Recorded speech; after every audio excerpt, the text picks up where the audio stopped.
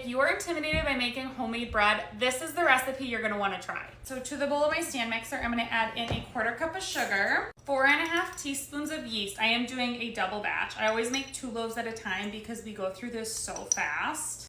This is 2 cups of warm water. You want those right around like 110 degrees.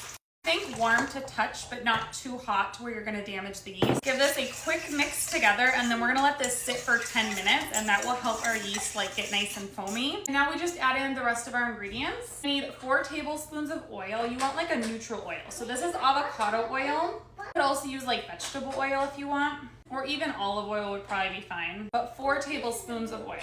1½ teaspoons of salt. The type doesn't really matter that much. And then you're gonna want some flour. I like to do a combination of all-purpose flour and bread flour. If you use all-purpose flour, it's gonna be a fluffier loaf. And if you use all bread flour, it's gonna be slightly more dense, which is why I like a mix. I'm gonna do about half and half, but you want 6 cups of flour. And I'm just gonna throw my little dough hook on here and start kneading this. And I'm gonna mix it on level 2. This has been kneading for a couple minutes. It's a good texture. You want it to be like pliable, not too hard, but also not sticky to where it's like sticking all over your hands. I'm gonna give this like 1 more minute kneading in here, and then we're gonna let it rise.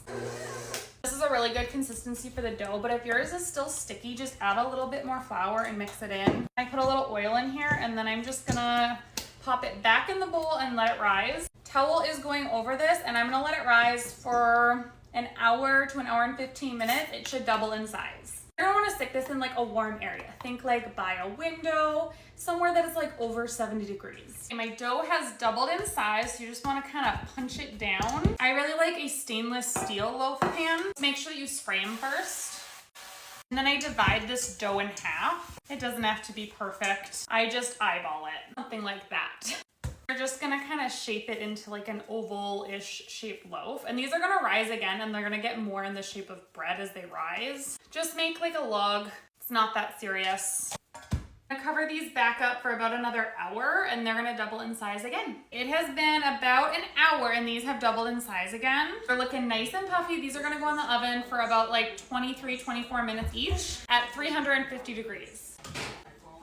My bread was in for about 25 minutes, and I always brush the top with butter. It just gives it like the best flavor. I just use a brush, put a chunk of butter on, and do it like this. Or you can melt it in the microwave, but this is just so much easier in my opinion. I will let these cool in the pans for probably at least 10 minutes, and then I'll pop out the loaves onto a cooling rack. It's like the fluffiest, best bread recipe. It's super soft, it's delicious. We eat through like a loaf a day in our house. My kids